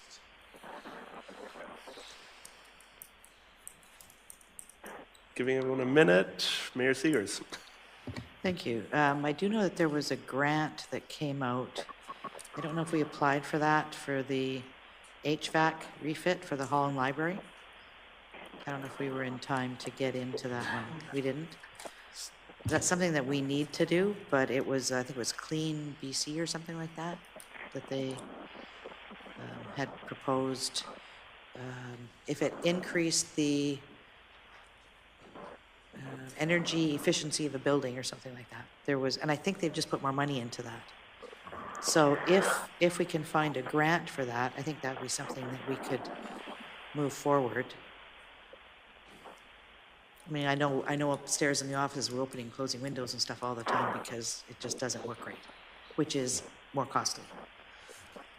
Okay. So let's see if that comes back. So I'm not willing to put this forward now for the 100,000, but I think if we can, if we were to be able to get a grant, then we could amend the plan after, correct? That's great. The plan can be amended anytime. Okay. Okay, so staff is clear on that one. Council generally on board. I see nods. Excellent. Final call for the additional capital requests. Mayor Seegers. About the Trail Avenue sewer relocation, Cowrie to Toreto. We've got 25,000 carried forward from 2018, looking for another 50,000. Would this also be a piece that would be required to be done when we're doing the other Trail Avenue work? And if so, then potentially this 50,000 should be approved. So just to staff. The Trail Avenue is not impacting this portion. This is between Trudeau Street and Cowrie. So we are working Cowrie towards north. Okay, I think we're ready to move on to the capital plan. So for this section, I'd encourage council to consider the timelines that these projects are being brought forward. Would we like to move anything forward? Would we like to move anything back? Or remove or add anything as well. Let's go section by section. I don't know if that lines up with pages. So starting off with vehicles and equipment. Would we like to see any changes to the current plan, vehicles and equipment, page 120? Seeing none, I think we can move forward. Onto parks and community infrastructure. Any changes you would like to see to this plan? Mayor Seegers. I have a question on this. So this is on top of page 121, we have ebb tide basically twice. We've got the dog park in 2019 as a new request, but then we've got ebb tide park in 2020, development cost charges. So what this would look like is that we'd put the dog park in, but then a year later rip it out and put the other park in. So I just would like some clarity around that piece. Staff? Unfortunately, Perry's not here to discuss this item. I'll have to get this information from him. Okay, looking forward to hear back on that one. Any other comments on this page? Councillor Toth. I'd like to see us hold off on the Trail Bay waterfront park section and closure for at least another year. I know there's been a lot of feedback from the community, some sort of mixed reviews on either option, and I know that there's been opposition to both options. So I'd like to see it pushed back at least one more year for further consultation from the community. Okay, for clarity, would staff like to see more specificity on that? 1 year, multiple years, or just push it back is enough? Okay. We would move it 1 year if that was, so it would be moved to 2020 at this point based on what I heard, unless you wanted to move it to a later year than that. Okay, I want to keep it specific, so let's say 2020 for now and open that up to discussion. Mayor Seegers. Yeah, I think I agree. I've been hearing, we've got a few people, she's giving us the thumbs up, but there have been other people as well who've come forward and said, this is the only place in the community where people who are disabled or can't walk can actually get down and park by the ocean. So, and they don't see that that's reflected in any of the options we've brought forward. So I think we need to take it back to the community and see what the design should look like. It's not that they don't want something done here. They're just not happy with the designs the way they're presented. So if we wait another year, that gives us some more time to do a little bit more of community engagement around that to make sure that we get the design right. Any other comments on this section? Everyone generally on board? Okay, so staff will move that back to 2020. Other comments on parks and community infrastructure?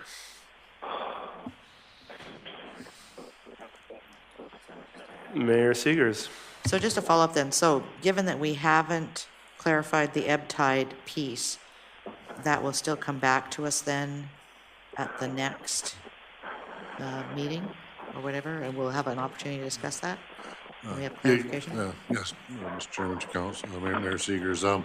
Yeah, nothing will change. We'll just keep it as. So all of this can be open for discussion in another meeting. It's really just so you can see it in the one report in full context is really the goal here. So. Okay, thank you. Okay, I have a request for information around the ebb tide dog park.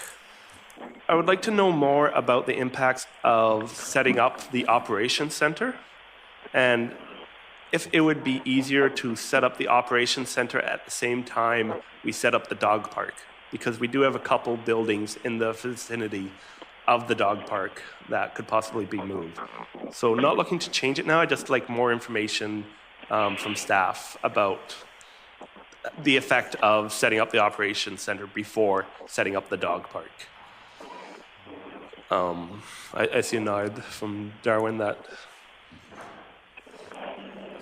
Mayor Seegers? Just clarification, I don't quite understand what you're saying. So you're saying we are moving some portables and things that are there with archives and different kinds of things, the work room or whatever, the workshop, yeah. So those will be moved to the Public Works yard at this point, but we won't have a building to actually house them. So is that what you're looking at, what the impact is of that? Is that what you're requesting? Essentially, if we create the dog park now, we have to move these buildings, and then some of the contents of those buildings may be in the operations center, as I understand it, which doesn't exist. So essentially, we're moving a building and then moving the contents of some of those buildings again. I'm wondering if we could just move everything once and instead of twice. So I just want more information on what exactly that would entail, either doing it before or after the operations center is set up. And we probably need a full, the report on the operations center to inform that as well. Mr. Kootenay. And that's correct. Cornerstone is in the development stage of a report to council on consolidating all our resources from different areas, and I believe they'll be addressing those structures on Eptide Park. And when can we expect that report? Right now, the report is in its 60% stage. We're just reviewing that, and we'll be giving them direction to proceed with the next stage. Okay.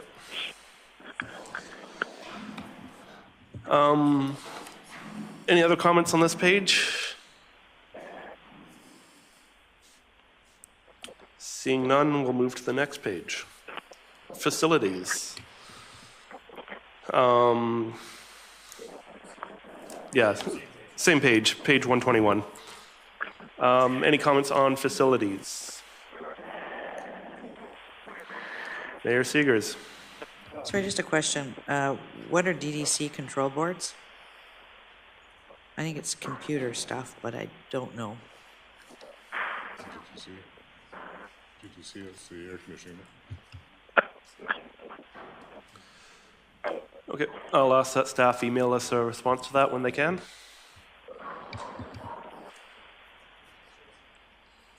Okay, Councillor Todd. Yeah, DDC is a digital control system for doing HVAC and things like that. It ties in with the SCADA system. Sorry, I totally missed that line item as an electrician. It didn't even flag. Yeah, so they're looking at doing more, my understanding would be more automation and more efficient control systems on a lot of our ventilation equipment and things like that. Okay, I'm going to jump in here and speak about the office furniture. I'd like to see that pushed for 1 year. Reason being, I'd like to see that report on the operations center. I believe that should inform our needs for office space. So rather than changing your office space now, wait for that report, which would mean essentially pushing this to next year. Now, I think we may need to vote on that one, and I'll go to Mayor Seegers. I would vote against pushing this forward. One of the conversations that we're looking at right now is the area. First of all, the dividers that we have upstairs we got them secondhand a gazillion years ago, and they don't have the same flexibility for staff, and they're not letting us use the space as efficiently as possible. So we've done the center portion upstairs for $55,000. We are looking at doing another section and then follow that the next year with another section too. A couple of things that we're impacting. One is the light that comes through there, the ventilation that comes through there, and it actually provides more space for staffing that are already there. I mean, we still have staff who don't have a workspace, and we need to provide for them. So I'm not in favor of moving that forward. Okay, I'm just going to put my chair hat back on and look for a seconder of that motion. If we don't have one, it can be dropped. Motion to move office furniture into 2020. If no one seconds it, that's the end of conversation, and it'll stay in 2019. I see no seconder, so that will die right there, and that will stay in 2019. Any other comments on facilities? Okay, Mayor Seegers. I mean, I see some very hefty expenditures for the RCMP building, and so we are getting grants and contributions, it looks like, for the reception facility, and we have some money from the Public Safety Reserve, so that's great. But I mean, we are spending a lot of money on that building. The roof replacement is a new one that's come in, and that we've got that firmed up, the amount, or is that still just an estimate at this point until we? actually have somebody look at it? That's an estimate at this point till we tender. Okay. Okay, thank you. Any other comments on facilities? I just really Councillor want to know Kuster. what is involved with that faculty reception area. Like, what are they trying to do, and what's wrong with the existing? It's primarily safety issues. It's where they don't have full height glass in front, so they want to have a separated area from the staff behind to the public that come in. The RCMP came in and did basically a safety audit and identified that the lobby area was not sufficient for their needs.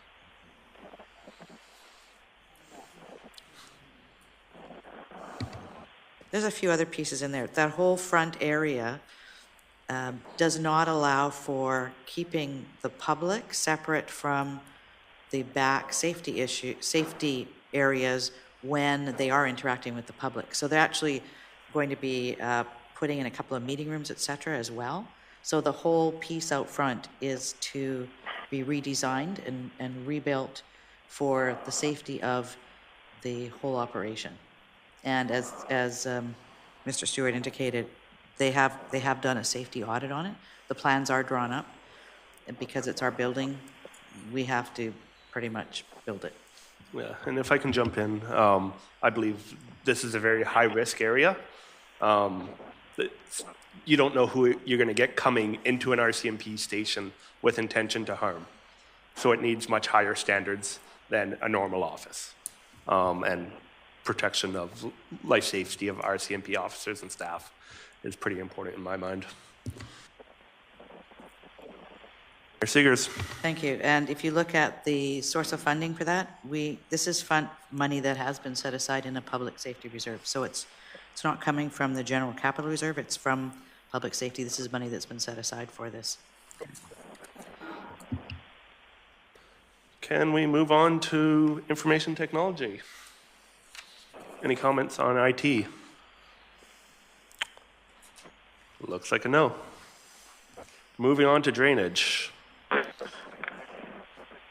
Drainage. I see none. Going too fast. Okay, we'll hold up.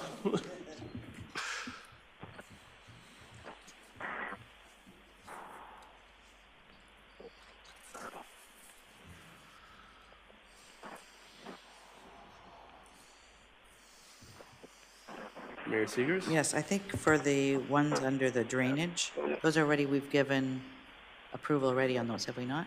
Those were early approvals? Yes, the Trail Avenue project. Yes. Am I allowed to move on now? Excellent. On to roads. Any comments on roads? Councillor Toth. Just a quick question for staff. The Marine Way retaining wall. I see that there's been money budgeted this last year, and there's 100,018 carrying forward, and there's an ask for another 100,018.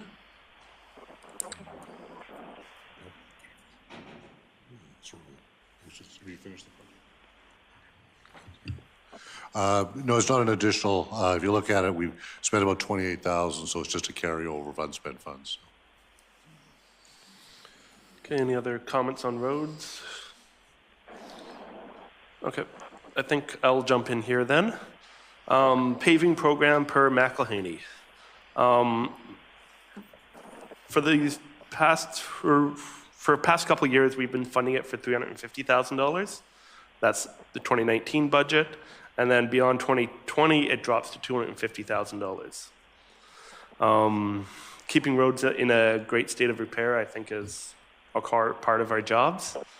So I really would like to see that maintained at the $350,000 level. But I'd welcome input from the engineering staff. I'm seeing way up. Beyond, from 2020 beyond. Councillor Toth. That paving report at this point is several years old. Has there been any updating or plan on updating for what the asset depreciation has actually been. Because I know that one of the roads, specifically my road, was called for resurfacing recently. But there's nothing, my road is no different now than it was 25 years ago when I was a kid. So I just wonder where some of the priorities came from in that report. Thank you. Yeah, thank you. Yeah, last one we updated 2015, McLeany, and the next one is at 2020. So by that time, all road condition we re-evaluated and prioritized based on the classification of the roads, arterial, collector, and other local roads. Mayor Seegers. Thank you. Is that McElhaney update, is it still a McElhaney report then, or is it something else? No, not the McElhaney. So we put a tender, RFP, and getting a different proponent. Not really need to be McElhaney. So when it was redone in 2015? The last one is 2015. Okay. And is that available on our website for councillors to see? I don't know about that. Yes, It's says hidden deep in the website. Okay. So I think that's something that some of the councillors would probably like to see. And you're looking at getting it redone in 2020? Yes. Perfect. Thank you. Okay, so do I have general consensus to increase it to 350, or would we like to call a vote on that one? Mayor Seegers. So if that's coming forward in 2020,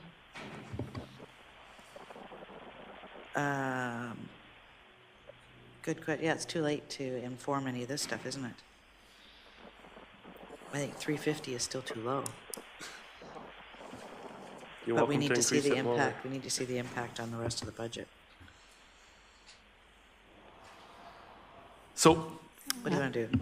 Recognizing that we're passing a 5-year plan here, but the really section that we're only certain about is a 2019 plan. I feel like we can go forward with 350 for 2019, hope for 350 moving forward, and we'll reevaluate next year. Essentially, we're doing the best we can to plan 5 years out, and I think 350 does a better job of planning that than 250. Anyone else? We got nods. Tom, would you like to speak? No, we're good. Okay.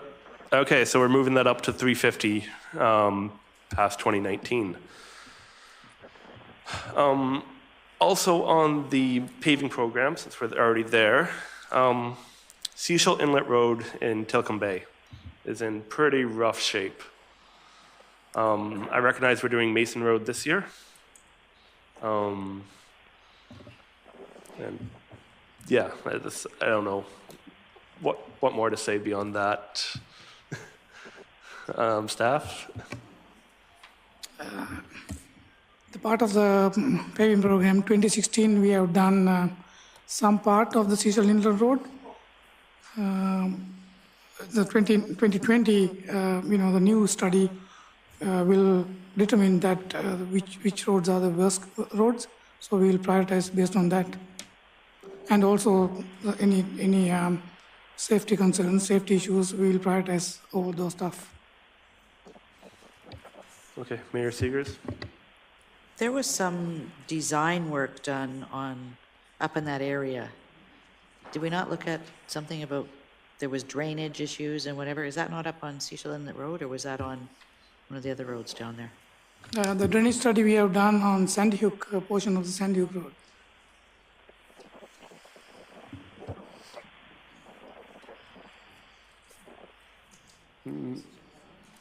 I don't think that's a motion. I think we'll stick with the Mason Road for 2019 and let staff determine next year what we do next year. I think would be the most appropriate here. I just wanted to bring that up. And it was Sandy Hook, not Tilcombe, my bad. Yeah. Or in that, yeah. Okay, so any other discussion on roads?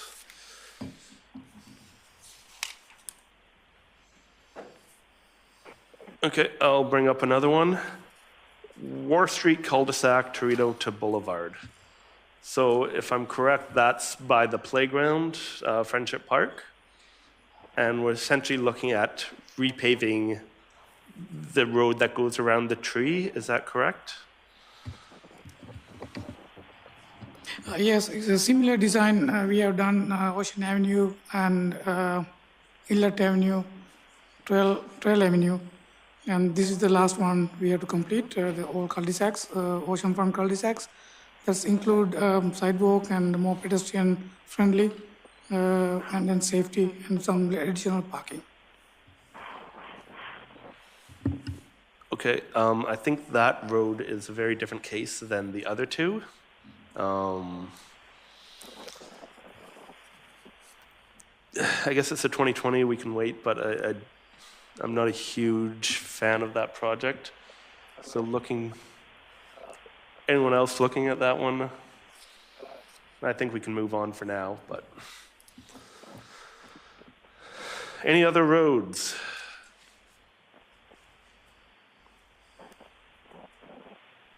Moving on to sidewalks shortly if we have no other roads.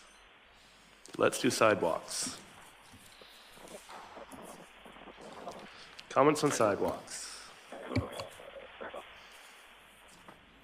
Mayor Seegers. Thank you. So Wharf Avenue sidewalk, Cowrie and Dolphin design.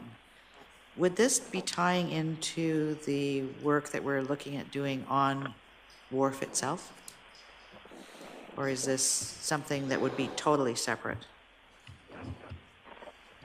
Yeah, the Wharf Avenue design is between Dolphin and Cowrie.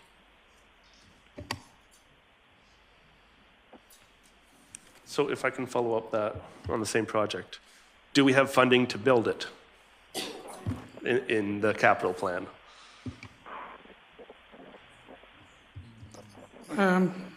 It's not in the 5-year plan. No, at this point, we do not. Is it a project within 5 years?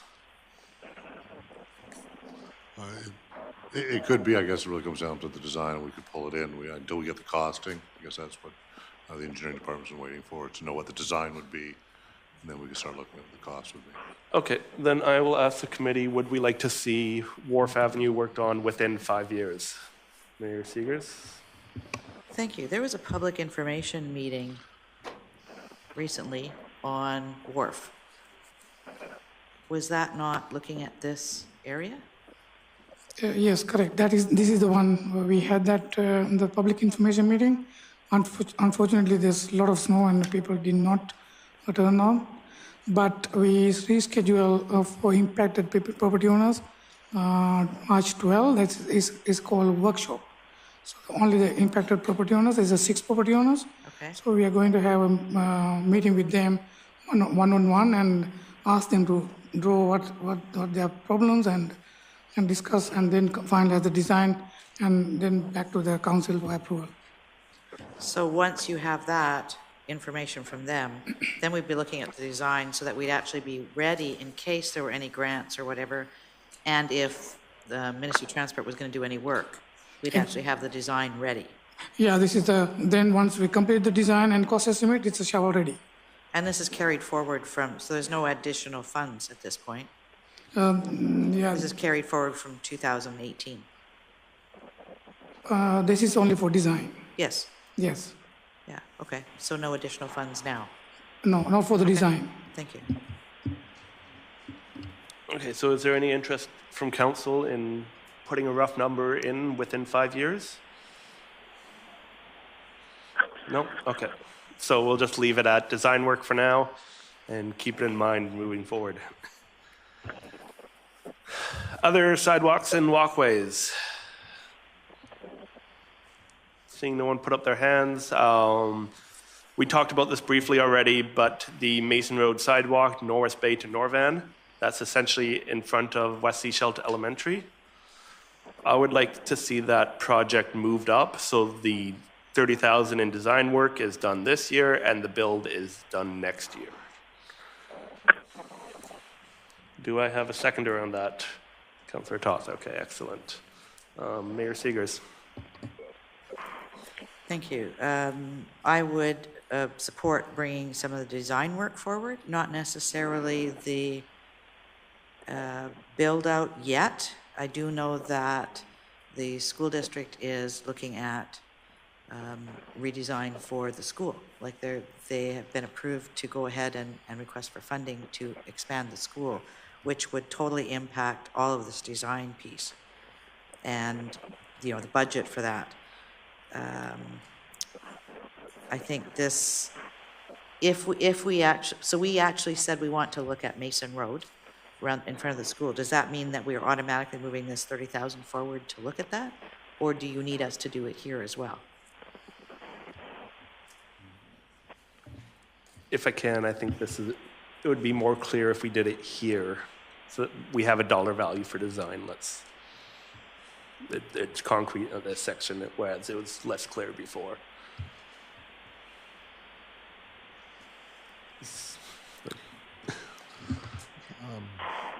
Yeah, actually, well, maybe I'll ask a question of Sanath. I'm not sure if this is this the area in front of the school? It's $70,000? Yes, that's correct. Yeah, so I would take with you moving that additional list on, it would come in 2019. We'd shift it, let you discuss it at that point.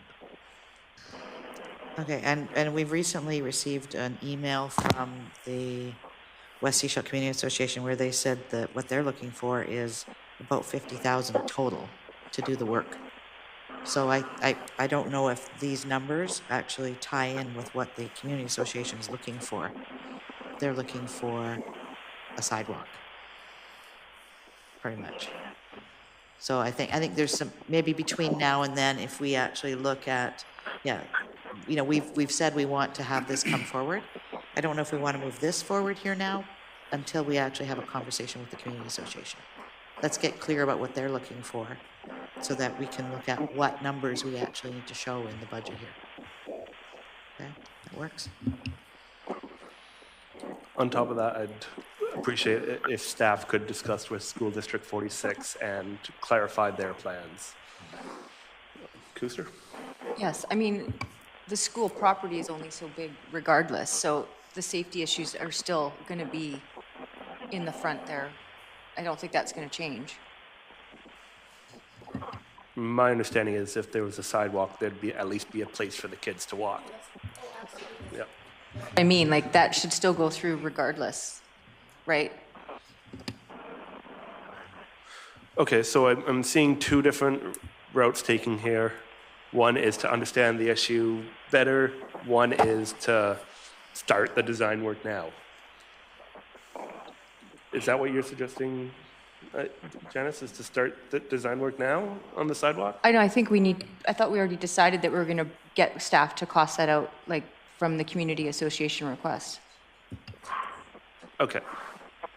I muddled. Staff, are you clear with your direction? I think so. I think what we can do is do some cost estimates, talk to the community association, and at least put in a projected budget for design and even construction 2020 as a starting point for you, and then you can then decide at that point how well it fits into the grand scheme of the entire budget. Okay, looking for head nods. Everyone's generally perfect, so we'll go with that route. There's actually a resolution on the floor right now, moved and seconded to move the Mason Road sidewalk to design to 2019. You actually had that on the floor, moved and seconded, but not voted on.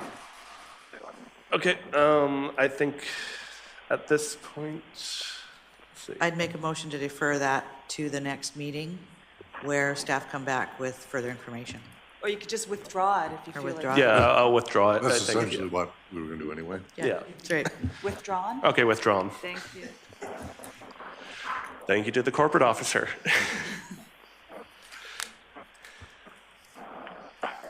I think we're still on sidewalks. No other comments on sidewalks? Moving on to sewer. Questions, comments on sewer?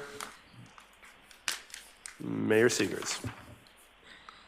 Thank you. If I look at some of these under sewer, so example, removal of solids from lagoons, that's actually not, like I'm looking at funding sources. I mean, this is coming back to my request to have sewer and septage separated. So this is a septage cost. It's not a sewer cost. So I take exception to some of these sources. Removal of solids from lagoon should be a septage capital expense, not a sewer capital expense, at least in my world. So I'd have some, I would want to see some of these. The SCADA equipment, is that at the septage facility or is that at the Water Resource Center? Additional membrane filters, that was a DCC. Like if we're looking, I understand it was more capacity is what that was bringing forward. So more capacity was a DCC item. So I would want to see these split up. Septage, again, shelter for septage receiver at Dusty Road. It's not a sewer capital. It would be septage again. So I'm still looking for a split for some of these so that we actually ensure that septage covers what septage needs to cover and sewer covers what sewer needs to cover. Okay, so this whole page would need to be revised a bit. Thanks. So I just want to check in with staff. Is it possible to create that split this year, or is that something that would need to be done next year? No, I think it's something we can do this year, Mr. Chairman. We are going to be looking at the septage fees and trying to determine what that fee should be to recover the cost of that service. And part of that would be to look at some of these capital items. So I think as part of the sewer discussion for this year's budget, we can certainly have that. I'm going to suggest that perhaps I can delay bringing this. We can talk about the general fund budget and give us some time to look at that. But I think as a whole discussion, we can have maybe one meeting on sewer as a whole, operating capital and the sharing of costs between septage fees, parcel tax, user fees, et cetera, and have that as a single discussion. Okay, so I just want to get consensus on separating out septage fees. Everyone's on board? Perfect, thank you. Any other comments on sewer? Mayor Seegers. The reclaimed water treatment and distribution, I notice that keeps getting pushed out further and further and further. I would like to see that, have staff keep their eyes and ears open for potential grants to take advantage of reusing this water. All right, any other comments? Okay, this looks to be the last section. So I'll look to council one last time. Did we miss anything?